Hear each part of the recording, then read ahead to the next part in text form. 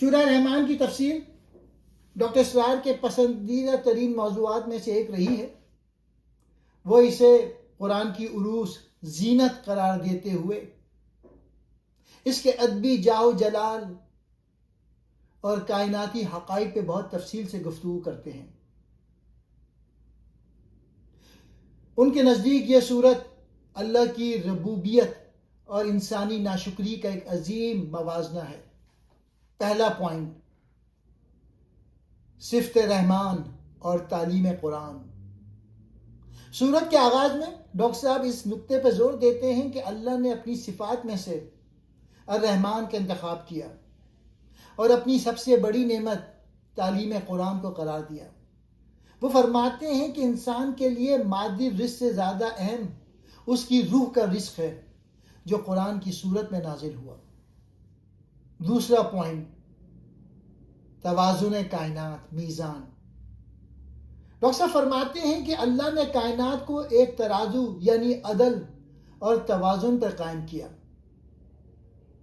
وہ انسان کو متنبہ کرتے ہیں کہ جب تم زمین پر ناپ تول میں کمی کرتے ہو یا سماجی انصاف کو بگاڑتے ہو تو تم کائنات کے اس عظیم توازن کے خلاف بغاوت کر رہے ہوتے ہو۔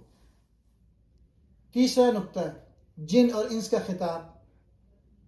ڈاکٹر صاحب اس بات کی وضاحت کرتے ہیں کہ یہ صورت جنوں اور انسانوں دونوں کے لیے ہے۔ وہ کہتے ہیں آلائے کا مطلب صرف نعمتیں نہیں بلکہ اللہ کی قدرت کے کرشمے بھی ہیں۔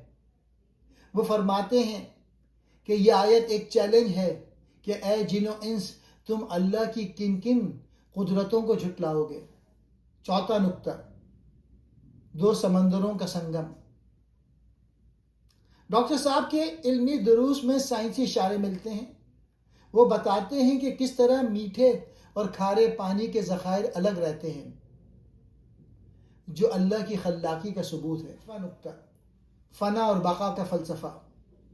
وہ فرماتے ہیں کہ یہ کائنات ایک دن لپیٹ دی جائے گی، ہر شے مٹ جائے گی اور صرف اللہ کی ذات باقی رہے گی۔ وہ انسان کو اس کی حیثیت یاد دلاتے ہیں کہ تم عدم سے آئے ہو اور فنا کی طرف جا رہے ہو۔ چھٹا نقطہ، جنت کے درجات۔ سورت کے آخری حصے میں دو طرح کے جنتوں، دو جوڑوں کا ذکر ہے۔ ڈاکٹر صاحب اس کی باریک بینی سے تشریح کرتے ہوئے بتاتے ہیں کہ ایک درجہ مقربین کے لیے ہے اور دوسرا عام نیک لوگوں کے لیے۔ وہ جنت کی نعمتوں کو محض تمثیل قرار دیتے ہیں کہ ان کی اصل حقیقت تو وہاں جا کر ہی معلوم ہوگی۔